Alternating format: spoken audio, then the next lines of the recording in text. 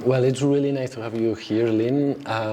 We have been looking forward to have you and to be able to spend some time with you and learn a bit from everything that you know.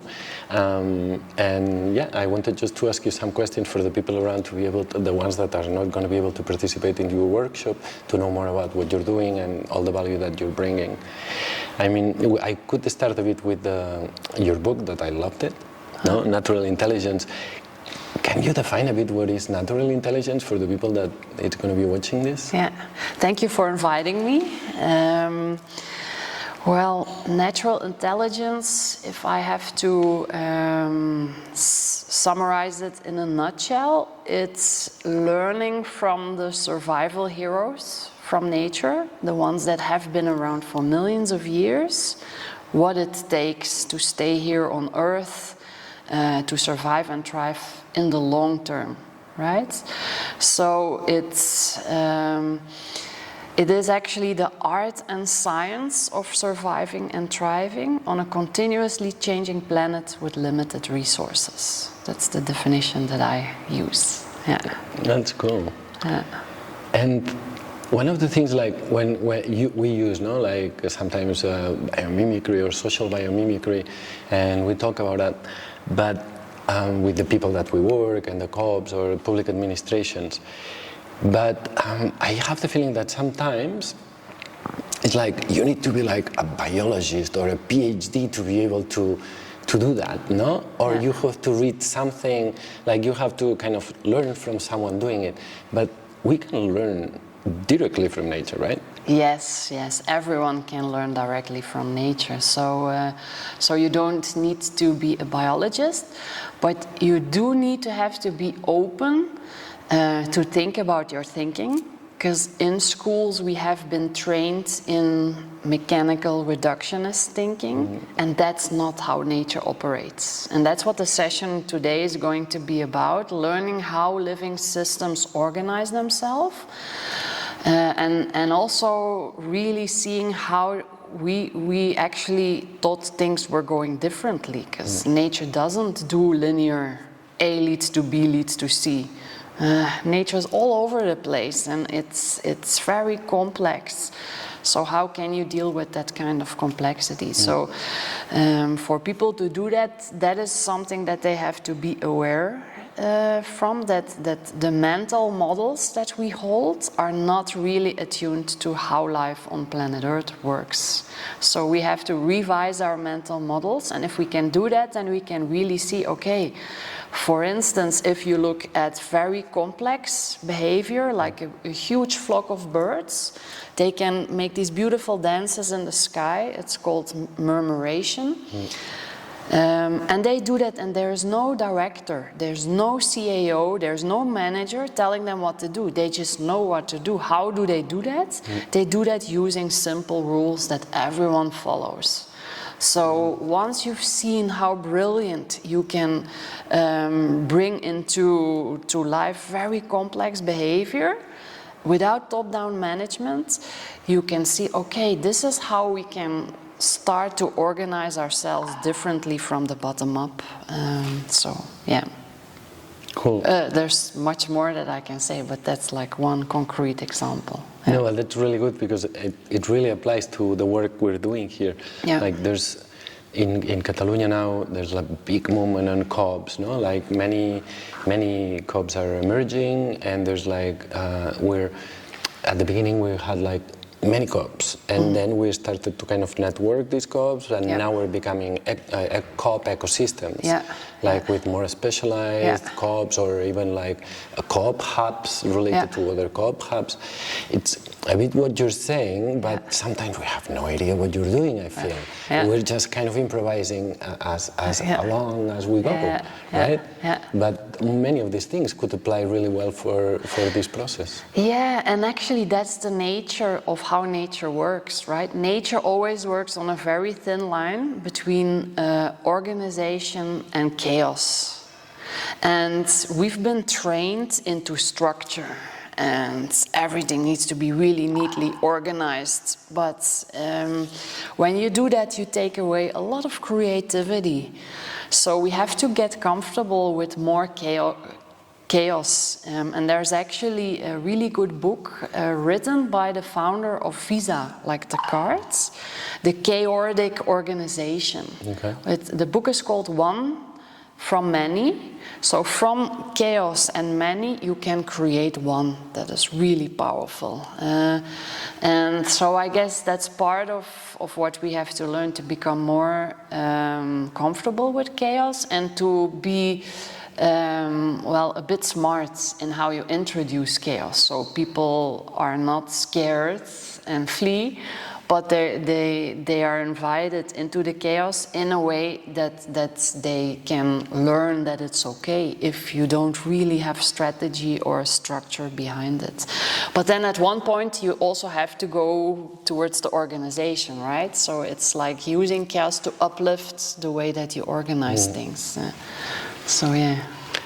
Yeah, and that thought brings me to in the core movement, I guess like the chaos, maybe it's a bit more assumed that it's okay, a certain amount of chaos and more comfortable. But then when we go to public administrations, chaos is not welcome. No, I know.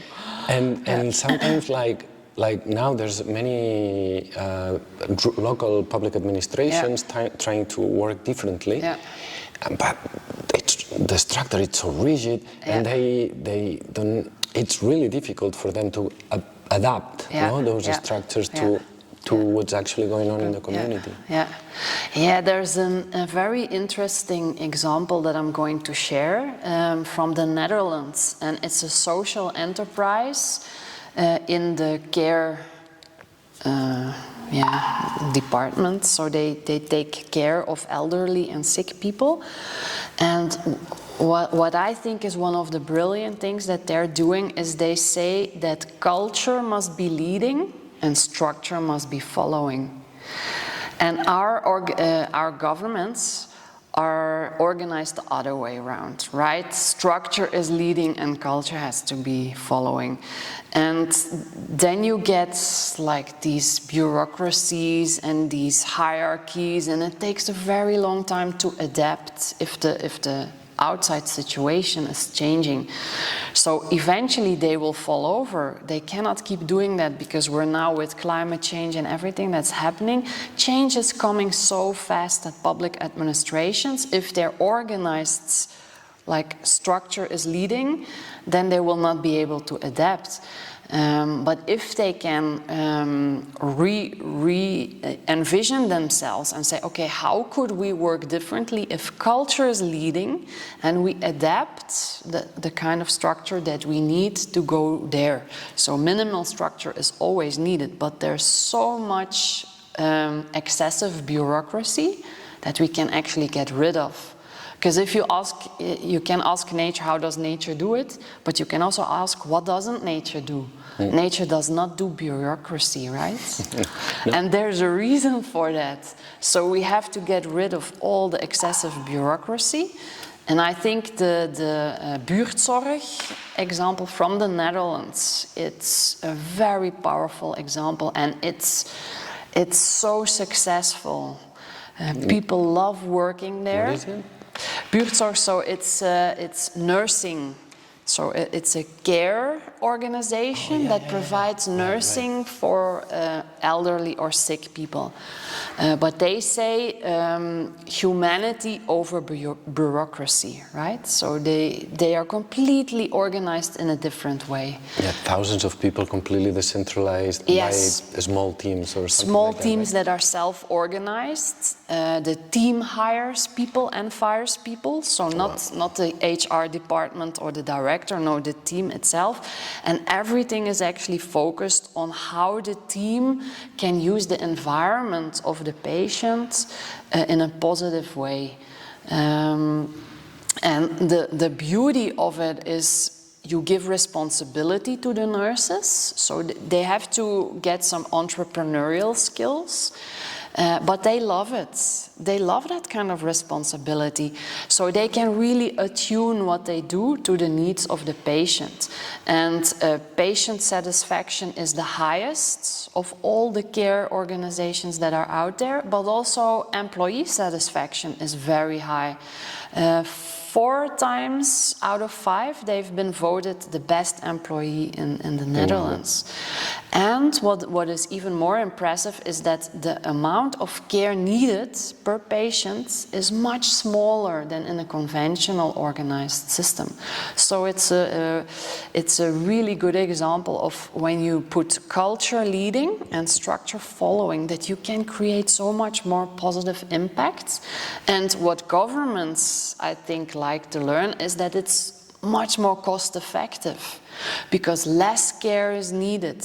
The patients are more self-reliant because they involve also the community of the patient in the care.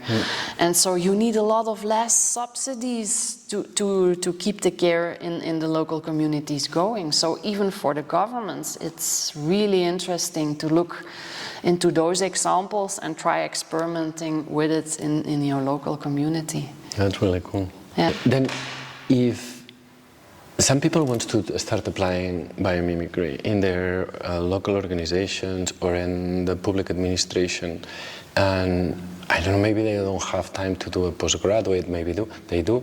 How could they start getting inspired by nature? Yeah. Well, the first step is go out into nature and also try to get out of the rat race. I don't know how it's here in Spain, but in Belgium and in France, it's like work is so all-consuming that people have so very little energy after work is done. So you have to kind of figure out how you can do work in another way so you still have energy to learn new things. Getting out in nature and being inspired by it. Looking to nature documentaries is one. Reading books. I've learned a lot about reading books because I'm a biologist by training. But I did not do the post-grad education from Biomimicry Institute in America because it's just way too expensive for Europeans, right? Yes. So I did a few courses of them because those were not that expensive to really learn. And then I've been working mostly with companies, and I noticed that even though biomimicry has been around for 20 years, in companies usually there's almost no one that has heard about it. Oh yeah? So there is a barrier, and I think the barrier has a lot to do with language. So in the workshops where I kind of try to apply this kind of thinking, I really focused on what is the specific language that I need to develop for them to get on board and to understand the power that is behind this. Because nature already knows what works and what can last, right? Companies try to innovate, and they just don't look at the best mentor and R&D library that we have. And so I worked a lot on language, and that was why I called my book Natural Intelligence, NI, because there's now a lot of focus and investments on AI, artificial intelligence. So, and you can already see that they get it straight, natural intelligence, learning from nature. It's just like another word for biomimicry, which is like a really hard word to get because it's not self-explanatory. So that's, I guess, focusing on the language. There's also this learning from nature. If you want an effective transfer of information, you have to tune the signal to the antenna of the receivers. And I've been working, before I founded my own company, I've been working a lot with a big research institute where we collaborated with a lot of companies. So I really know the language that they are using and trying to see, okay, how can we bring biology in a way that really fits the language that they're using without losing the integrity, right, of the biology. So it's a thin line and you have to be careful. But then you can really see that they get it and that they get the power behind the concept of learning from nature. I always thought that the biomimicry was brilliant actually in communicating, you know, when Jenny Benius 2001 started with that, and then suddenly we started looking at the leaf of a tree, like high technology. Yeah, yeah. Because now she was putting like a leaf and a solar panel. And you're like, or a high-speed train and a bird. And it was like that was amazing and that was brilliant. No, so simple, and it's like communicating by beauty or something like that. No? Yeah, and the examples are really good, but the term biomimicry, I don't know what happened in America. There's more going on, but in Europe, do you know any companies working with biomimicry? Almost none. And if they are, it's like small startups, but no, not the big ones that actually have a lot of power. So yeah. And how can we push it a bit into, like, we have a lot of relationships with local governments and with other people in the administration or in co-op organizations. How can we, it's not push it, it's like showing the value that biomimicry brings? Yeah. Well, there's different ways. What you're doing here now, today and tomorrow is one, like inviting someone who has some expertise and how you bring it into, because I bring it into corporate environments, but it's not that different if I bring it into a public environment, right? So doing those kinds of things, helping them also maybe by sharing resources. There's so many very good movies about it, and there are also a lot of examples of organizations and businesses that apply this kind of thinking and how they got to be much more successful or much more impactful. I notice when I work with corporate clients that they are really triggered by that because they see, oh wow, you can actually make a business case out of this. And I don't know how it is here, but I know from Belgium, a lot of the governments, they also have to think about the business case, like, okay, how are we funding this? How is this good for the local economy, right? So in that sense, sharing successful stories of how it's been applied is really good. And then another way that you can bring it in is through education. Children love this. But biologists usually teach biology in a very boring way, like this is how the cell operates, and they never make the link to what it can mean for us to better self-organize or to become more regenerative instead of degenerative to the local environment that we're working in, right? So if you look, for instance, at a forest, and I'm going to take you outside also, how does the forest economy work? Because forests have been there for millions of years. And actually, the forest is one of the first trade systems between different partners, between the trees and the fungi. So it is a trade system. Our economy is all about trade systems. So can we learn from those that have been around for 400 million years how to do it differently? So yeah, bringing in that kind of logic could really help. Cool. Yeah, and going through the children is interesting because if you can inspire them, you take them outside and you show them how trees do not fall over when the wind blows very hard, and all these ingenious ways that nature figured out how to withstand resistance and so forth, they might inspire their parents, and the parents might inspire politicians and so forth. So it's working through the children is also a really good way. Yeah, and when you expose these examples, normally people get really enthusiastic about it. It is really inspiring. Yeah. I also wanted to ask you, because I know that you've been involved in regenerative development, and regeneration now, it's like a big boom, and everyone is kind of going to talking about regeneration at least. How does biomimicry and regeneration complement to each other? Yeah.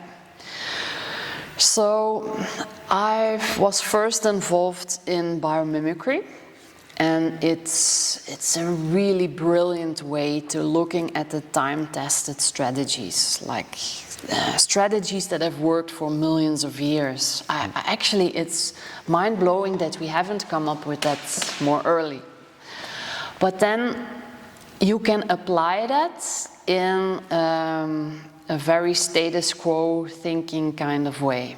So we're not changing the value logic behind what we're doing. So a company can look, for instance, how does nature package fruit so that it stays fresh longer, and then still have a business model that's really based on selling too much, so there's a lot of waste. Okay. So then biomimicry is not really making a big positive impact on the transition that is needed, right? And that was why I got involved in the regenerative development course, and I'm still very much learning how to do that, but okay, we have to change the thinking behind the thinking. We have to change the logic of value creation. And yeah, I think they have some really good tools how to engage people with that. Because one of the things that has been bothering me, I used to be working in sustainability, and sustainability was what we needed, and I'm a bit afraid that now the same thing is happening with regeneration. It's a buzzword, and people only get the superficial meaning of it, but not really the depth that is below it. And for me, essence thinking is one of the crucial things. Like with sustainability failed because we totally focused on efficiency. You can do very bad processes very efficiently. Yeah. So we're not changing the value logic. So essence thinking really goes to, but what is the source of the problem and what really needs to shift to make an impactful transition? So really going to the root causes and then trying to come up with ways to address these. So instead of doing things better or more efficiently, shifting focus to doing better things. Maybe we should, as a company, completely redesign what we are about and what we want to achieve and how we do it. And then think about, okay, what kind of business model can support regeneration instead of degeneration. Cool. Well,